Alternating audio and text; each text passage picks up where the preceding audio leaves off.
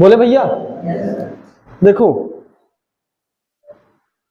हम लोग क्या करेंगे, इसका छोटा छोटा इस्तेमाल एकदम बेहतर तरीके से आपको बताने का प्रयास मैं करता हूं। बहुत ध्यान से सुनो सभी लोग, पहले सामने देखो, एक बार बोलो सबको इज एम आर।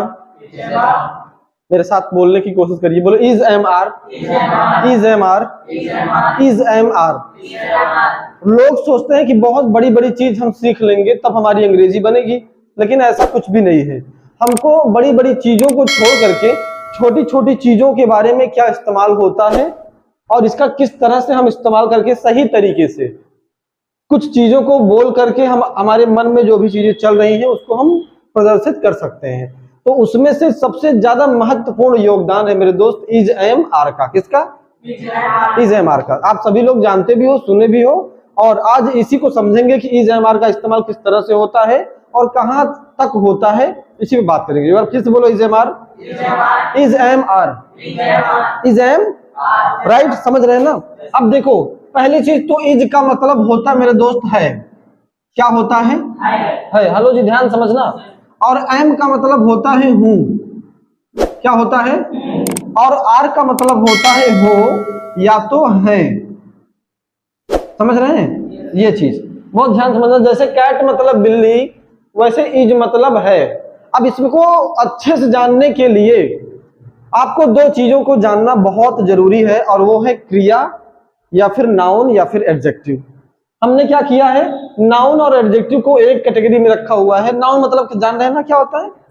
नाउन मतलब दुनिया में किसी का भी नाम, और एडजेक्टिव मतलब उसी नाउन की विशेषता। आप समझिए, विशेषता मतलब जैसे गोरा काला मोटा पतला अच्छा खराब ऊंच नीच छोटा बड़ा, ये सब क्या है? एडजेक्टिव है। जैसे सपोज करो मैं बोलूं कि ये आपके सामने व्हाइट बोर्ड है ना, ये बोर्ड है, क्या है ये? आपके सामने बोर्ड है, और ये सफेद है। कैसा है? सफेद है। ये सफेद जो होगा ये इसकी विशेषता हो जाएगी, ठीक है। और अब जैसे सपोज करो आपने कहा कि वह पानी है और पानी साफ है। पानी क्या? पानी नाउन हो गया, और पानी कैसा है? साफ है। यही आपकी जो है विशेषता हो गई। जैसे आपने कहा कि लड़की बहुत सुंदर है, लड़की है, लड़की नाउन हो गया, और लड़की कैसी है? सुंदर है। समझ पा रहे हैं क्या? तो दिस इज वेरी इंपॉर्टेंट। बोलो इज एम आर। आपको ये समझना है कि भैया ही का मतलब क्या होता है। ही मतलब वह, क्या होता है? और सी मतलब भी वह, ये लड़का ये लड़की। इट का मतलब होता है यह, और नेम का मतलब किसी का भी नाम, किसी का भी नाम, चाहे वो जिंदा हो चाहे वो नॉन लिविंग हो। मेरी बात समझ रहे हैं क्या? अब देखो इज का मतलब है। अब आपने करना क्या है, यहाँ पे हमने कर दिया है डॉट डॉट डॉट। जैसे सपोज करो नाउन।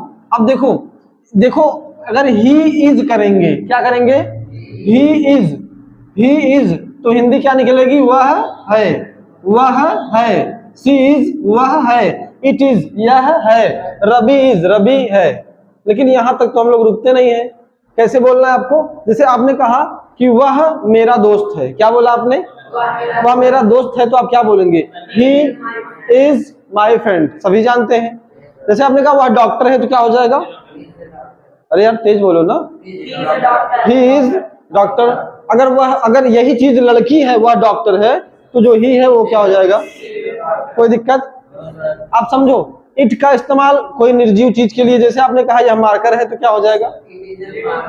It is marker. अब नाम की जगह पर दुनिया में किसी का नाम दे दो। जैसे सपोज करो हमने कहा अंकित। क्या बोला?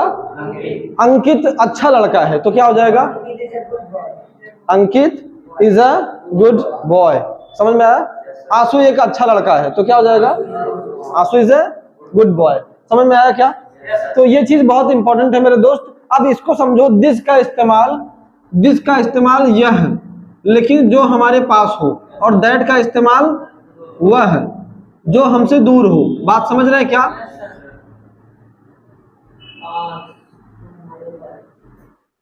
जो हमारे पास हो, और दैट का मतलब वह जो दूर हो। यहां पे करीब और दूर की बात हो रही है। समझ रहे हैं? जो दूर हो।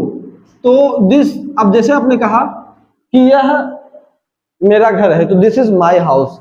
अगर घर से आप दूर हैं और वो चीज आप किसी को बता रहे हैं, यार वो देखो वो मेरा घर है, क्या बोलेंगे? That is my home, right? बोलो दैट इज माई होम। अगर ऐसे वाक्यों में नॉट लगाना है तो कुछ नहीं करना है, और बीच में नॉट लगा के चले जाओ, कोई दिक्कत? जैसे आपने कहा कि वह मेरा दोस्त नहीं है, तो ही इज नॉट माई।